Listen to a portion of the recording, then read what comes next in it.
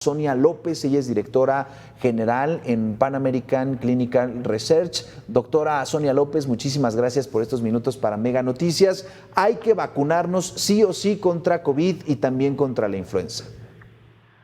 Hola, Abel, buenas noches. Saludos para ti y para todo el auditorio. Contra la influenza hay que vacunarse todos los años. ¿Quiénes? Personas vulnerables, adultos mayores, mujeres embarazadas, niños menores de 5 años y cualquier persona, y en realidad cualquier persona, ¿no? Pero ponle tú, si no alcanzan las vacunas, si no hay dosis suficientes, que sí hay dosis suficientes, cualquier persona que esté frente al público, o sea, que esté en atención al público, ¿no? Y básicamente, pues todo el tiempo estamos viendo gente y hablando con gente, entonces, pues la vacuna de influenza es muy importante. La vacuna de influenza, que tiene más de 50 años con nosotros en el mundo, pues, la vacuna de influenza protege contra la enfermedad grave, protege contra hospitalizaciones. Como esa vacuna, como el resto de las vacunas, pues salvan vidas, ¿no? La vacuna que se estará aplicando en la Ciudad de México, digamos, de forma pública, es una vacuna trivalente, o sea, que protege contra 3 cepas de influenza. De forma privada se tiene acceso a la tetravalente, que protege contra 4 cepas de virus de influenza, pero cualquiera de las dos son buenas y cualquiera de las dos salvan vidas, ¿no? La vacuna de la influenza es muy importante. La vacuna de la influenza se hace con las cepas circulantes y de ahí abro paso a la vacuna de COVID. Las vacunas que se van a aplicar en la Ciudad de México, pues es Sputnik, y que es de origen rusa, y Abdala, que es de origen cubano, ¿no?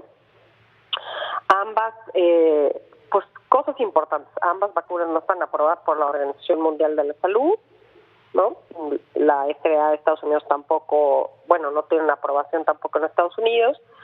El único problema que tienen estas vacunas de COVID es que no están actualizadas, ¿no?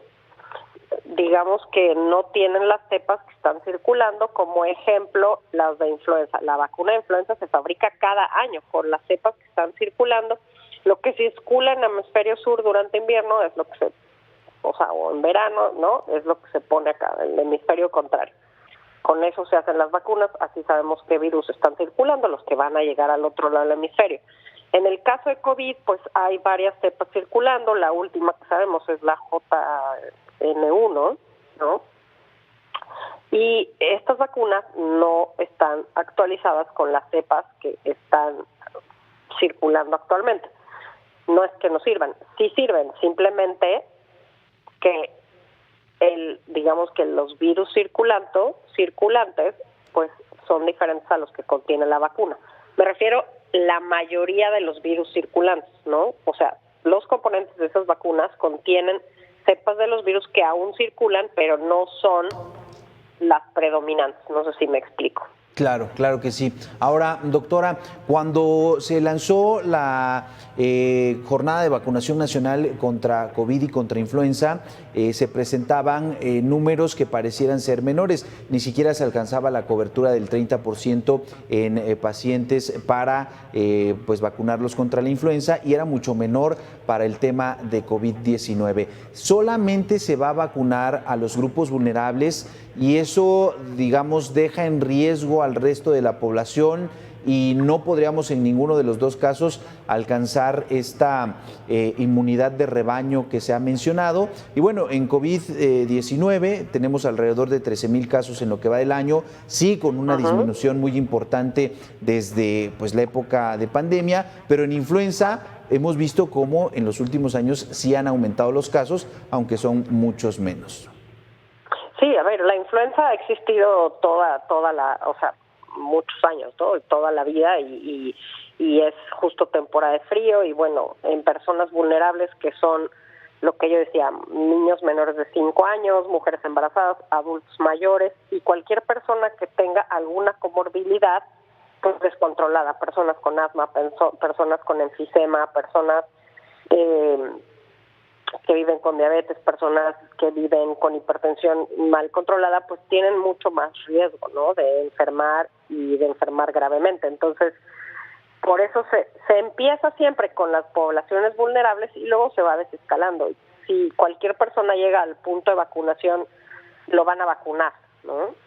Se habla más o menos de 800,000 dosis, creo, de influenza, no, 2.5 millones de dosis de influenza y como 800,000 dosis de vacuna de COVID, ¿no? Pero al vacunar a la población vulnerable, pues descargas, digamos que proteges a esa población a que se enferme. Y, por ejemplo, al vacunar, es obligación que todo personal de salud pues se vacune, ¿no? Todo personal que está atendiendo personas se vacune, y eso también disminuye el riesgo para las personas.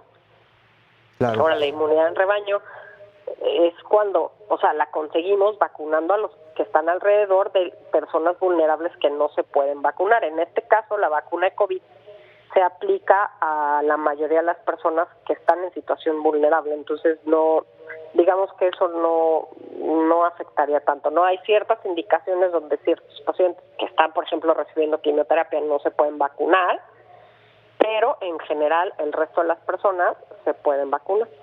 Claro. Finalmente, doctora, entonces, digamos que no es necesario que se vacune la mayoría de la población, o sí sería ideal que el gobierno invirtiera, por ejemplo, en vacunas de influenza para todos y en la actualización, por ejemplo, de las vacunas de COVID-19 y que pudiéramos estar vacunados todos. Si eso es ideal o no se puede con el presupuesto que se ejerce en nuestro país, específicamente para salud. Claro, lo ideal sería que toda la población que quisiera tuviera acceso a vacunarse, ¿no? O sea, eso sería lo ideal, porque pues no puedes obligar a las personas a vacunar. Ahora, está demostrado que la vacuna de influenza, que la vacuna de COVID disminuyen los casos, salvan vidas, disminuyen las hospitalizaciones, disminuyen los casos graves, ¿no? Eso está totalmente demostrado por la ciencia, pero pues sabemos que hay gente que es renuente a vacunar. Lo ideal sería una inversión de vacunas de que, no sé si te puedo decir que para los 130 millones, pero sí que cualquier persona que quisiera vacunarse tuviera acceso a la vacuna, ¿no? Eso sería lo más importante.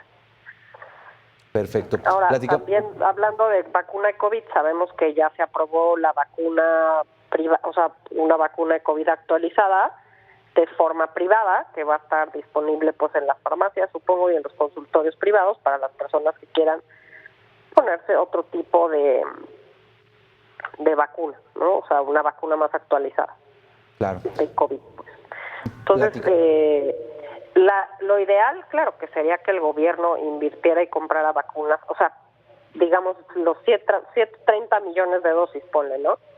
El problema es que el presupuesto no es suficiente, pero pues lo mismo en muchos países, ¿no? Las necesidades son infinitas y los recursos pues son finitos. Entonces se tiene que priorizar la vacunación de población vulnerable, se tiene que priorizar la vacunación de primeros respondientes y después se abre al resto de la población que se quiera vacunar. Siempre vas a escuchar gente que dice, pues yo nunca me he vacunado y no me he enfermado. Pues no, hasta que te pasa, ¿no? Claro. Pero sí. Está demostrado científicamente que las vacunas pues salvan vidas. Claro. Platicamos esta noche con Sonia López, ella es directora general en Pan American Clinical Research.